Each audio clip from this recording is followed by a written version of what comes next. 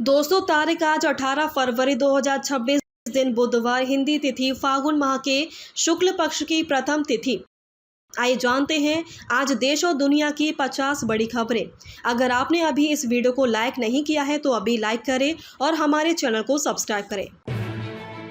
केंद्र कमजोर लोगों की रक्षा करे, साइबर अपराधियों के तौर तरीकों से अवगत कराए सुप्रीम कोर्ट। सुप्रीम कोर्ट ने सोमवार को कहा कि सरकार को साइबर घोटालों में अपनी मेहनत की कमाई गंवाने वाले कमजोर लोगों की जागरूक करना चाहिए, मुआवजा देना चाहिए और उनकी रक्षा करने का प्रयास करना चाहिए। न्यायमूर्ति बीबी नागरत्ना और न्यायमूर्ति उज्ज्वल भुइया की पीठ ने परमजीत नाम के व्यक्ति को जमानत देते हुए ये टिप्पणियां की।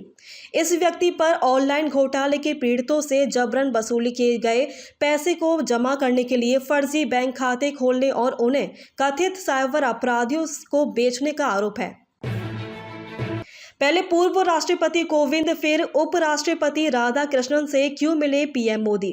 पूर्व राष्ट्रपति रामनाथ कोविंद ने सोमवार को प्रधानमंत्री कार्यालय सेवा तीर्थ में प्रधानमंत्री नरेंद्र मोदी से मुलाकात की। रामनाथ कोविंद ने एक भवन को सेवा के माध्यम से शासन का एक शक्तिशाली प्रतीक बताया। इसके बाद प्रधानमंत्री मोदी ने उपराष्ट्रपति सीपी राधाकृष्णन से मुलाकात की। 225 रुपए की छिनतई, फिर 33 साल चला केस, फैसला आते आते दो की मौत। 225 रुपए की छिनतई का केस 33 सालों तक चला। बिहार के मुजफ्फरपुर जिले का मामला है। महज 225 रुपए की छिनतई और मारपीट के एक मामले में कोर्ट का फैसला आने से पूरे 33 साल लग गए। वर्ष 1992 में शुरू हुआ ये विवाद दशकों तक अदालती गलियारों में घूमता रहा। सोमवार को एसीजेएम प्रथम पश्चिमी पंकज कुमार तिवारी की अदालत ने इस ऐतिहासिक रूप से लंबित मामले पर अपना अंतिम निर्णय सुनाया है। विडंबना ये रही कि जिन 5 लोगों पर आरोप लगे थे, उनमें से 2 लोग फैसले का इंतजार करते करते दुनिया से चले गए। हिंडन एयरपोर्ट में एक साल में 13 फ्लाइट्स बंद, रोजाना उड़ानों की संख्या 25 से घटकर हुई 12। उत्तर प्रदेश के गाजियाबाद में हिंडन एयरपोर्ट से शुरू हुई नई उड़ान सेवाएं कल एक साल के भीतर ही सिमटती नजर आ रही। जहां ठंड और कोहरे शुरू होने से पहले प्रतिदिन 25 उड़ानें संचालित हो रही थी, वहीं अब ये संख्या घटकर महज 12 रह गई है। लगातार बंद हो रही फ्लाइट को लेकर एयरपोर्ट प्रशासन और एयरपोर्ट अथॉरिटी ऑफ इंडिया के अधिकारी भी चिंतित है। 3 दशकों तक छिपी रही सच्चाई, मेरठ में पाकिस्तानी महिला गिरफ्तार, फर्जी वोटर आईडी और जासूसी के आरोप। उत्तर प्रदेश के मेरठ स्थित दहली गेट क्षेत्र में 3 दशकों से रह रही एक पाकिस्तानी मूल की महिला को पुलिस ने अरेस्ट कर लिया है। महिला पर फर्जी दस्तावेजों के आरोप और बिना वैध नागरिकता यहां रहने का आरोप है। साथ ही उस पर पाकिस्तान की खुफिया एजेंसी से जुड़े होने और संवेदनशील सूचनाएं जुटाने के गंभीर आरोप भी लगाए गए हैं। ग्रेटर नोएडा वेस्ट में सेक्टर 4 तक मेट्रो चलाने की तैयारी, फेज 1 को प्राथमिकता। उत्तर प्रदेश के ग्रेटर नोएडा वेस्ट के लाखों निवासियों को जल्द मेट्रो कनेक्टिविटी देने के लिए मेट्रो विस्तार परियोजना में अहम बदलाव किया गया है। अब पूरे प्रोजेक्ट की डीपीआर एक साथ भेजने के बजाय केवल पहले चरण को मंजूरी के लिए शहरी विकास मंत्रालय में प्रस्तुत किया जाएगा। अधिकारियों का मानना है कि फेज 2 में आ रही तकनीकी और स्वीकृति संबंधी अड़चनों के कारण पूरा प्रोजेक्ट लंबित हो रहा था। खुशखबरी, आंगनवाड़ी और आशा वर्करों का मानदेय बढ़ाएगी यूपी सरकार। सीएम योगी ने विधान परिषद में की घोषणा। उत्तर प्रदेश के योगी आदित्यनाथ सरकार ने आंगनवाड़ी कार्यकर्ताओं, आशा वर्करों, शिक्षा मित्रों और अनुदेशकों के मानदेय बढ़ाने का वादा किया है। मुख्यमंत्री योगी आदित्यनाथ ने विधान परिषद में कहा कि हमारी सरकार हर वर्ग की चिंता करती है। उन्होंने स्पष्ट रूप से घोषणा की है कि आंगनवाड़ी और आशा वर्कर मानदेय बढ़ाएंगे। सरकार शिक्षा मित्र व अनुदेशकों के लिए भी काम कर रही है। राजपाल यादव बोले थे, मुझे लगने लगा था कि अब मेरे लिए काम ही नहीं, खुद को समझने लगे थे अनफिट। फिल्मों में, टीवी पर अपने किरदार से लोगों को हंसाने वाले कलाकार कई बार अंदर से बेहद टूटे, डरे और बिखरे हुए भी होते हैं। ये कलाकार कई बार हर दिन ही जिंदगी के संघर्षों का सामना करते हैं, लेकिन जब ये कैमरे के सामने आते हैं तो लोगों के लिए केवल मुस्कुराहट लिए होते हैं। राजपाल यादव भी उन्हीं कलाकारों में से एक हैं, जिन्होंने ताउम्र लोगों को हंसाया, लेकिन जीवन के संघर्ष को उन्होंने 10 साल की उम्र में ही हर दिन देखा है। एक्टर ने बताया कि एक समय में उन्हें ये घबराहट हो गई थी कि अब उनके लिए काम खत्म हो चुका है। रोहित शेट्टी के घर फायरिंग की पूरी प्लानिंग, जेल के अंदर से हुई, ऐसे हुआ मोटरसाइकिल पिस्तौल का इंतजाम। बॉलीवुड के मशहूर निदेशक रोहित शेट्टी के जुहू स्थित आवास पर हुई फायरिंग के मामले में मुंबई क्राइम ब्रांच को बड़ी सफलता हाथ लगी है। जांच में सनसनीखेज खुलासा हुआ है। इस हमले की साजिश विष्णु गैंग के महाराष्ट्र प्रमुख सुमन लोनकर और उसके भाई प्रवीण लोनकर ने रची थी। खास बात ये रही कि प्रवीण लोनकर इस वक्त बाबा सिद्दीकी हत्याकांड मामले में जेल में बंद है। इसके बावजूद उसने रोहित शेट्टी पर हमले के लिए हथियार और आर्थिक मदद मुहैया कराई।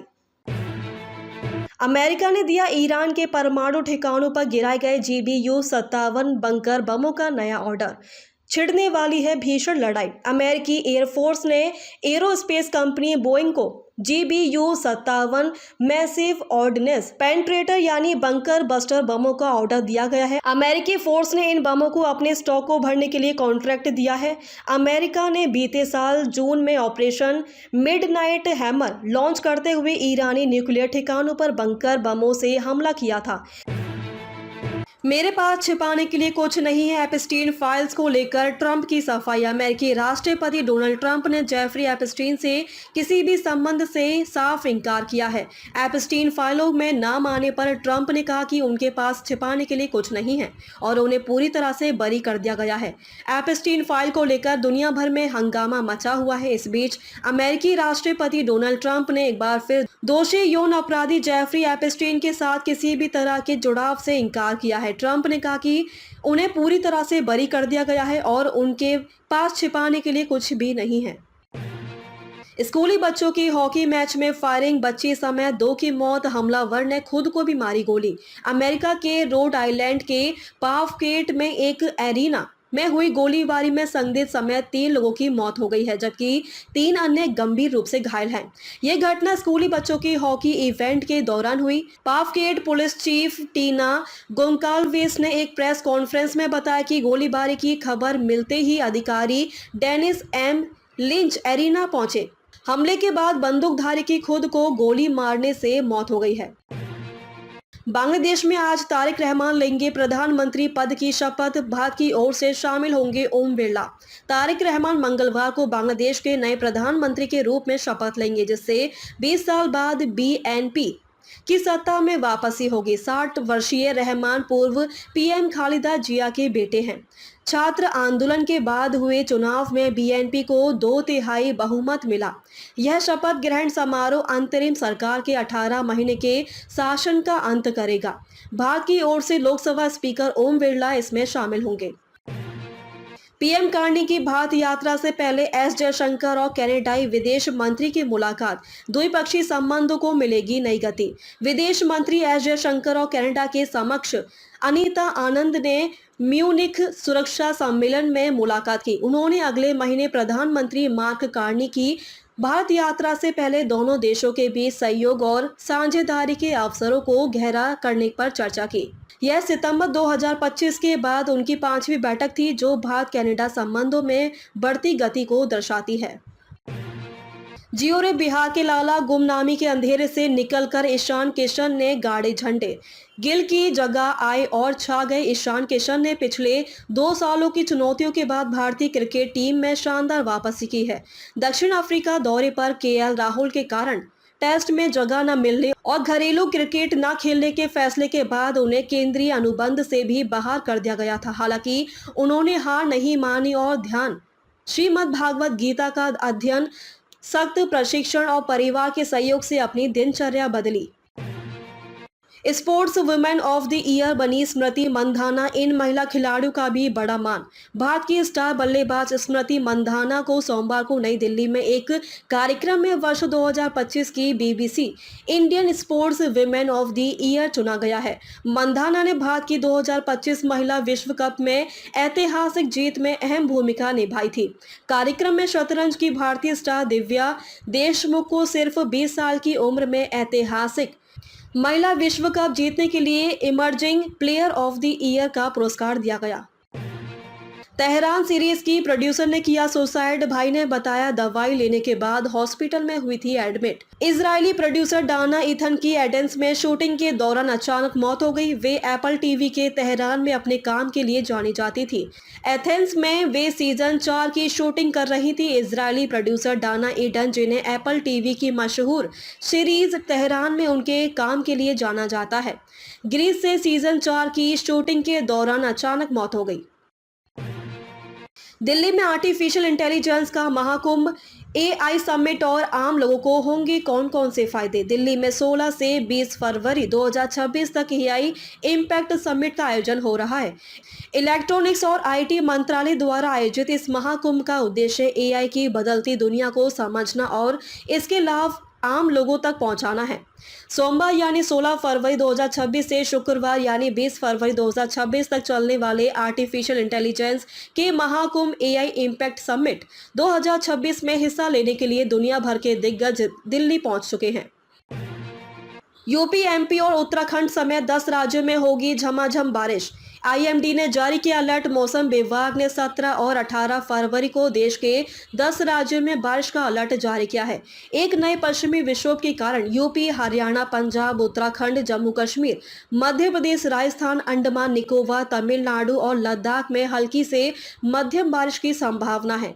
दिल्ली, एनसीआर में भी हल्की बारिश हो सकती है। देश के अधिकांश हिस्सों में मौसम का मिजाज लगातार बदल रहा है। भारत में ईरान से जुड़ा 3 अमेरिकी प्रतिबंधित टैंकरों को किया जब्त। ईरान ने भूमिका से किया इनकार। भारत ने अवैध व्यापार रोकने और तेल कार्गो के स्रोतों को छिपाने वाले जहाजों के बीच तेल हस्तांतरण को रोकने के लिए ईरान से जुड़े 3 अमेरिकी प्रतिबंधित तेल टैंकरों को जब्त किया है। फरवरी में हुई इस कार्रवाई से समुद्री निगरानी बढ़ी है। ईरान ने इन टैंकरों से किसी भी संबंध से इनकार किया है।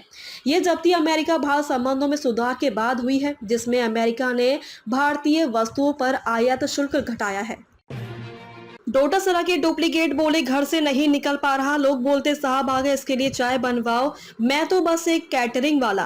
कांग्रेस प्रदेश अध्यक्ष गोविंद सिंह डोटासरा के डुप्लीकेट नरेंद्र सिंधी इन दिनों चर्चा में है। शिखर पहुंचे नरेंद्र सिंधी से भास्कर ने बात की तो उन्होंने बताया कि रील वायरल होने के बाद से घर से बाहर नहीं निकल पा रहा हूँ। जहाँ जाता हूँ लोग फोटो खिंचवाने आ जाते हैं, बोलते हैं कि साहब आ गए हैं।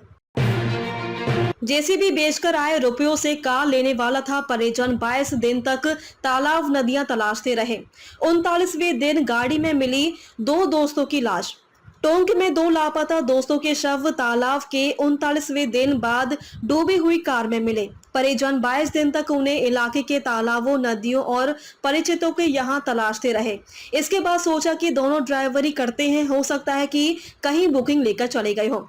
जब दोनों के शव कार में मिले तो परिजनों की सारी उम्मीद खत्म हो गई। सारी बातें धरी की धरी रह गई। ईडी ने मनी लॉन्ड्रिंग में 7.72 करोड़ की प्रॉपर्टी अटैच आदर्श क्रेडिट कोऑपरेटिव पर कार्रवाई। जयपुर में 139 लोगों कंपनियों पर केस। प्रवर्तन निदेशालय जयपुर की ओर से मैसर्स आदर्श क्रेडिट कोऑपरेटिव सोसाइटी लिमिटेड के खिलाफ कार्रवाई की है। Prevention of money laundering act के तहत कार्रवाई करते हुए ईडी ने करीब 7.72 करोड़ रुपए की चल अचल प्रॉपर्टी को अटैच किया है। जयपुर में 139 लोगों को और कंपनियों के खिलाफ केस दर्ज किया गया है। अजमेर में 46 लाख लूटने वाला एक बदमाश गिरफ्तार, कोर्ट में पेश कर 5 दिन की रिमांड पर लिया। अन्य आरोपियों की तलाश में पुलिस।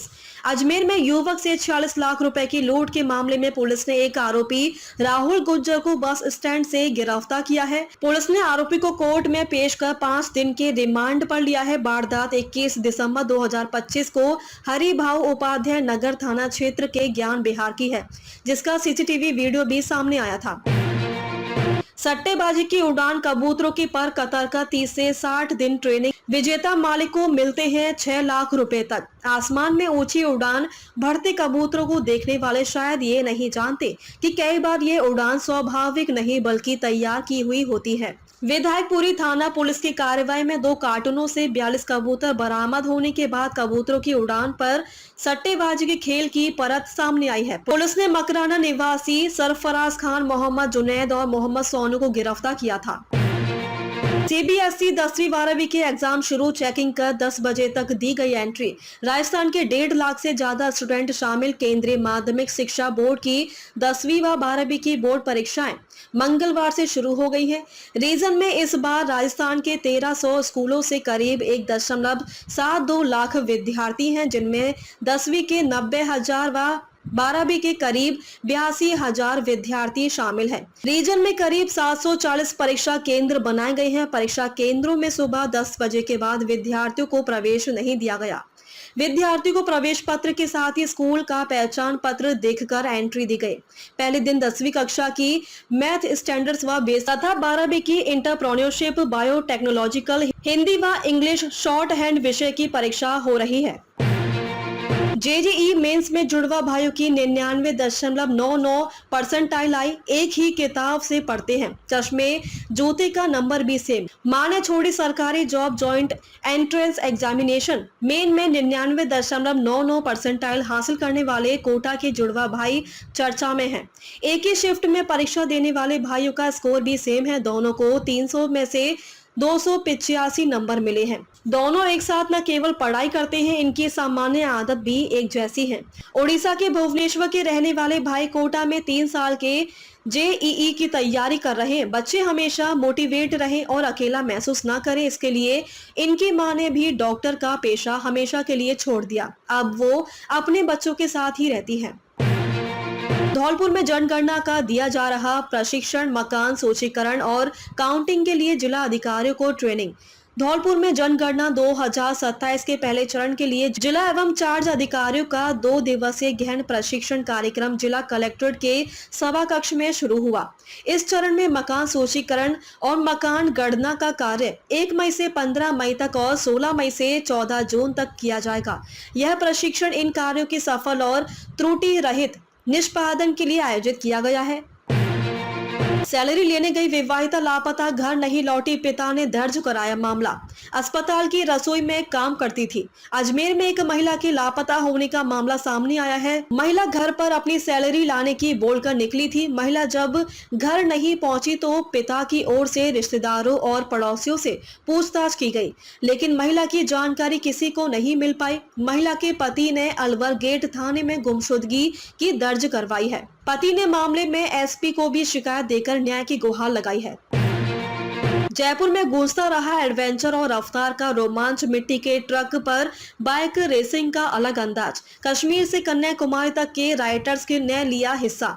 जयपुर के पास नायला में आयोजित जॉन सिंह स्पीड फेस्टिवल में 2 दिनों तक रफ्तार, रोमांच और साहस का अद्भुत संगम पेश किया। कश्मीर से कन्याकुमारी तक के राइडर्स ने इस प्रतिष्ठित आयोजन में हिस्सा लिया। Father of Indian of road motorcycle racing कहे जाने वाले जॉन सिंह की जयंती के अवसर पर जयपुर मोटरसाइकिल क्लब ने मोटरेंस और बिग बैंड बाइक्स के सहयोग से इस 2 दिवसीय स्पीड फेस्टिवल का आयोजन किया गया। 3 रेसिंग शेड्यूल में कुल 48 राइडर। मुंबई में पीएम मोदी और मैक्रो की मुलाकात, घर से निकलने से पहले पड़े ट्रैफिक एडवाइजरी। फ्रांस के राष्ट्रपति इमैनुअल मैक्रो 3 दिवसीय भारत यात्रा के लिए मुंबई पहुंच चुके हैं। इमैनुअल मैक्रो पहले भी 3 बार भारत आ चुके हैं, लेकिन अपनी चौथी भारत यात्रा के दौरान वे पहली बार मुंबई आए हैं। प्रधानमंत्री नरेंद्र मोदी और फ्रांस के राष्ट्रपति इमैनुअल मैक्रो आज मंगलवार 17 फरवरी को मुंबई में कई इवेंट में शामिल होंगे। अधिकारी इवेंट से पहले ट्रैफिक पुलिस डायवर्जन और दूसरे इंतजाम में जुटे हैं। मुस्लिम विधायक के मंदिर जाने पर विवाद, भाजपा कार्यकर्ताओं ने गौमूत्र से किया शुद्धिकरण। महाराष्ट्र के छत्रपति संभाजीनगर के सिल्लोड स्थित एक मंदिर में दर्शन के लिए शिवसेना के मुस्लिम विधायक एवं पूर्व मंत्री अब्दुल सत्तार के प्रवेश करने के बाद भाजपा कार्यकर्ताओं ने गौमूत्र से मंदिर का शुद्धिकरण किया। महाशिवरात्रि के अवसर पर रविवार को विधानसभा क्षेत्र सिल्लोड के रहीमाबाद स्थित शिव मंदिर में मुस्लिम विधायक के जाने का एक वीडियो इंटरनेट मीडिया पर प्रसारित हुआ, जिस पर भाजपा और अन्य संगठनों ने विरोध जताया है। क्या बोली बीजेपी? मंदिर के शुद्धिकरण की बात भी इंटरनेट मीडिया पर प्रसारित हुई। मैन्युफैक्चरिंग सेक्टर को रफ्तार देने के लिए यूपी में बढ़ाया जाएगा लैंड बैंक। औद्योगिक विकास पर जोर। निवेशकों को आकर्षित करने के लिए औद्योगिक जमीन की भरपूर उपलब्धता और सरल प्रक्रिया पहली शर्त है। प्रदेश सरकार रिकॉर्ड लैंड बैंक बनाने के लक्ष्य के साथ बढ़ रही है।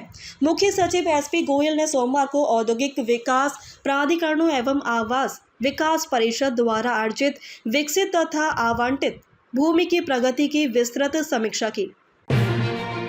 सड़क हादसों और प्रदूषण को रोकने में एआई निभाएगा बड़ी भूमिका, परिवहन विभाग का नया विजन। देश में सड़क दुर्घटनाओं से बचने और वाहनों के प्रदूषण की समस्याओं को नियंत्रित करने में आर्टिफिशियल इंटेलिजेंस मददगार साबित होगा। सड़क परिवहन और रोजगार मंत्रालय के अधिकारी पंकज अग्रवाल ने राष्ट्रीय राजधानी में इंडिया एआई इम्पैक्ट समिट के दौरान कहा कि सड़क और परिवहन उद्योग में एआई के एकीकरण की बहुत संभावना है। प्रथम निशांका के शतक से थर्राया ऑस्ट्रेलिया। श्रीलंका ने एक ही मैच में चकनाचूर किए कई बड़े रिकॉर्ड्स। टी20 वर्ल्ड कप 2026 के ग्रुप बी मैच में श्रीलंका ने ऑस्ट्रेलिया को 8 विकेट से हराकर न सिर्फ सुपर 8 में अपनी जगह पक्की कर ली है, बल्कि कंगारू टीम को टूर्नामेंट से बाहर होने की कगार पर खड़ा कर दिया है। बल्ले के लिए इंटरनेशनल क्रिकेट स्टेडियम में खेले गए इस मुकाबले में श्रीलंकाई सलामी बल्लेबाज प्रथम निशांका ने अपने करियर की सर्वश्रेष्ठ पारियों में से एक खेलते हुए इतिहास रच दिया है। धुरंधर 2 की रिलीज से पहले आदित्य धर पर आई बड़ी मुसीबत, बैन होगा फिल्म मेकर का स्टूडियो। मुंबई की सिविक एडमिनिस्ट्रेशन ने फिल्म मेकर आदित्य धर के प्रोडक्शन बैनर के खिलाफ एक्शन शुरू किया है। ऐसा इसलिए क्योंकि धुरंधर द रिवेंज की शूटिंग के दौरान सेफ्टी नॉर्म्स का बार बार उल्लंघन हुआ है। इस कदम से शहर में फिल्म की चल रही और भविष्य की शूटिंग पर काफ़ी असर पड़ सकता है। उत्तराखंड के 5000 जरूरतमंदों को मिलेगा पीएम आवास का तोहफा। भव्य समारोह में चाबियां सौंपेंगे पीएम धामी। उत्तराखंड में इस माह 5000 लाभार्थियों को प्रधानमंत्री आवास योजना के तहत तैयारियां किए गए आवासों की चाबी सौंपी जाएगी। सभी आवासों का निर्माण कार्य पूरा कर लिया गया है। आवास सलाहकार परिषद के उपाध्यक्ष श्याम अग्रवाल ने बताया कि मुख्यमंत्री पुष्कर सिंह धामी का समय मिलते ही राज्य स्तर पर एक भव्य समारोह आयोजित किया जाएगा। पंजाब में 4 रैलियां करेंगे राहुल गांधी, तय हो गई तारीख। मनरेगा का नाम बदलने पर केंद्र का करेंगे घेराव। कांग्रेस के प्रदेश प्रभारी व छत्तीसगढ़ के पूर्व मुख्यमंत्री भूपेश बघेल ने सोमवार को पार्टी के नेताओं के साथ त्रिस्तरीय बैठक की है। इस दौरान उन्होंने कहा कि लोकसभा में विपक्ष के नेता राहुल गांधी केंद्र सरकार द्वारा मनरेगा की जगह जी राम जी लागू करने के विरोध में देश में 4 रैलियां करेंगे। सीएम भूपेंद्र पटेल ने महाशिवरात्रि पर स्वयंभू भवनाथ महादेव की श्रद्धा भाव से की पूजा अर्चना। मुख्यमंत्री भूपेंद्र पटेल ने महाशिवरात्रि के पावन पर्व पर गिरनार पर्वत की गोद और भवनाथ तलहटी में विराजमान स्वयंभू भवनाथ महादेव के श्रद्धा भाव के साथ दर्शन कर पूजा अर्चना की। मुख्यमंत्री के साथ ऊर्जा राज्य मंत्री कौशिक भाई बेकरिया भी श्रद्धा पूर्वक भवनाथ महादेव के दर्शन और पूजा में शामिल हुए। बांके बिहारी मंदिर समिति की बैठक आज जगमोहन में ठाकुर जी के दर्शन पर अहम फैसला संभव। ठाकुर बांके बिहारी मंदिर की व्यवस्थाओं में सुधार के लिए सुप्रीम कोर्ट ने उच्च अधिकारी प्राप्त प्रबंधन समिति का गठन कर उच्च न्यायालय के सेवानिवृत्त न्यायाधीश की अध्यक्ष बनाएगा। समिति को 1 वर्ष का कार्यकाल देकर मंदिर की व्यवस्था में सुधार, भीड़ नियंत्रण की जिम्मेदारी सौंपी। अभी 2 निर्णय पर ही अमल हुआ, एक वीआईपी पर्ची बंद करने और दूसरे रेलिंग लगाने का, लेकिन अभी रेलिंग भी अधूरी लग पाई है। मंगलवार को समिति की 11वीं बैठक है, जिसमें अधूरे निर्णयों का मुद्दा तो उठेगा ही। ठाकुर जी को फिलहाल मंदिर के जगमोहन में विराजमान करने पर भी सहमति बन सकती है।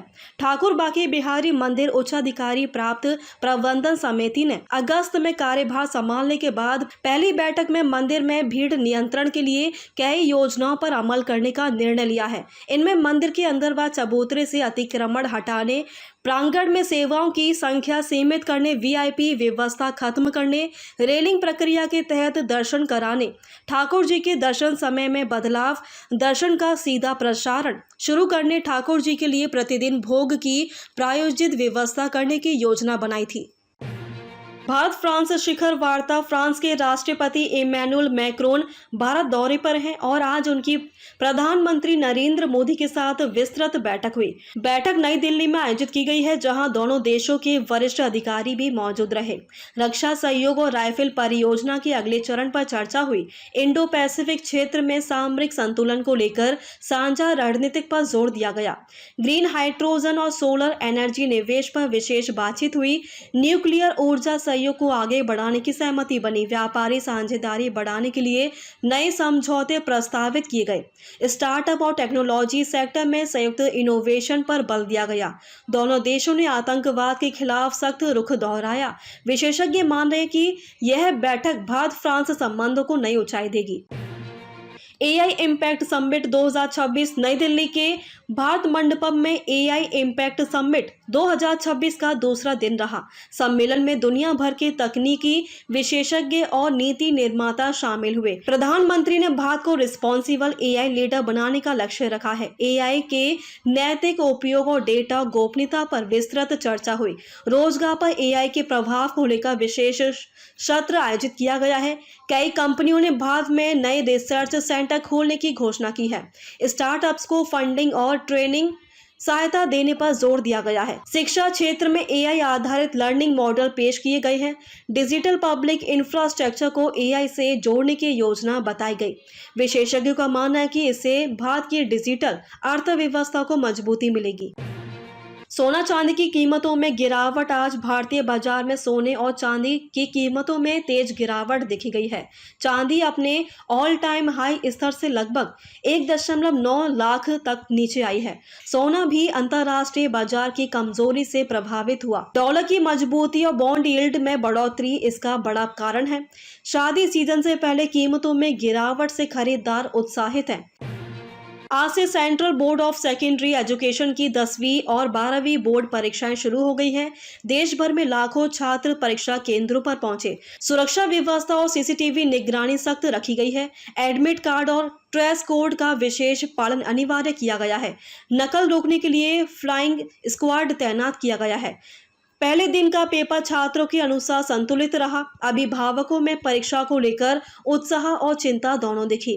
ऑनलाइन हेल्पलाइन नंबर जारी किए गए हैं। परीक्षाएं निर्धारित समय सारणी के अनुसार चलेगी। परिणाम मई तक घोषित किए जाने की संभावना है। मौसम विभाग का अलर्ट। भारत मौसम विभाग ने कई राज्यों में बारिश और ठंड का अलर्ट जारी किया है। दिल्ली एनसीआर में हल्की बारिश और बादल छाए रहने की संभावना है। उत्तर भारत में तापमान 2 से 3 डिग्री तक गिरावट दर्ज की गई है।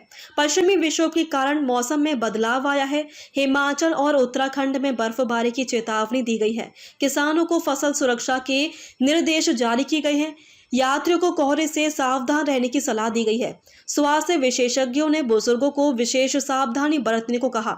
अगले 48 घंटे मौसम संवेदनशील बने रहेंगे। मौसम विभाग लगातार स्थिति पर नजर रखे हुए है। संसद में हंगामा। आज संसद के दोनों सदनों में जमकर बहस हुई। विपक्ष ने महंगाई और बेरोजगारी का मुद्दा उठाया।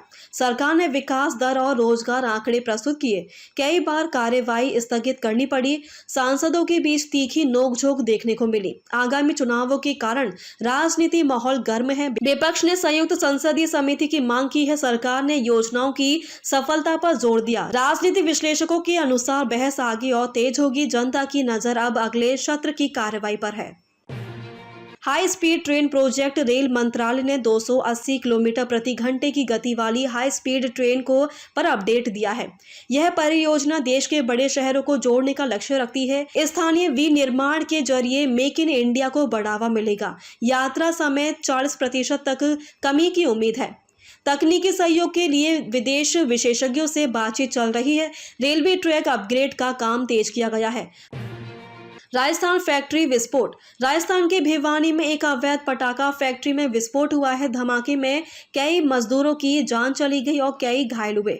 दमकल विभाग ने घंटों मशक्कत के बाद आग पर काबू पाया। एनडीआरएफ टीम ने राहत और बचाव अभियान चलाया। स्थानीय प्रशासन ने जांच समिति गठित की। घटना के प्रौद्योगिकी सुरक्षा पर सवाल उठाए। सरकार ने मृतकों के परिजनों को मुआवजे की घोषणा की। घायल कर्मचारियों का इलाज जारी है। फैक्ट्री के लाइसेंस और अनुमति की जांच की जा रही है। जिम्मेदार लोगों पर सख्त कार्रवाई की बात कही गई है। भारतीय शेयर बाजार की शुरुआत आज कमजोर रही। दोपहर बाद बाजार में रिकवरी देखने को मिली। बैंकिंग और आईटी शेयरों में खरीदारी बढ़ी। विदेशी निवेशकों की गतिविधियों का असर दिखा। सेंसेक्स और निफ्टी दोनों में हल्की बढ़त दर्ज की गई है। विशेषज्ञ 25,800 स्तर को अहम मान रहे हैं। मिड कैप शेयरों में भी तेजी दर्ज हुई है। कमोडिटी कीमतों में बदलाव से बाजार प्रभावित हुआ। निवेशकों को सावधानी से निवेश की सलाह दी गई है। आने वाले दिनों में वैश्विक संकेतकों पर नजर रहेगी। खेल जगत की बड़ी खबरें। बेंगलुरु में आईटीएफ टेनिस टूर्नामेंट जारी है। भारतीय महिला खिलाड़ियों ने शानदार प्रदर्शन किया। घरेलू क्रिकेट में रणजी मुकाबले रोमांचक रहे। खिलाड़ियों की फिटनेस और चयन प्रक्रिया पर चर्चा हुई। युवा प्रतिभाओं को आगे बढ़ाने की नई नीति पर काम चल रहा है। कोचिंग कैंप्स की तैयारी तेज हो गई है। अंतरराष्ट्रीय टूर्नामेंट की रणनीतिक बताई जा रही है। खेल मंत्रालय ने इंफ्रास्ट्रक्चर सुधार की बात कही। ओलंपिक तैयारी मिशन को गति दी गई है। खेल जगत में आने वाले महीनों में बड़े आयोजन होंगे।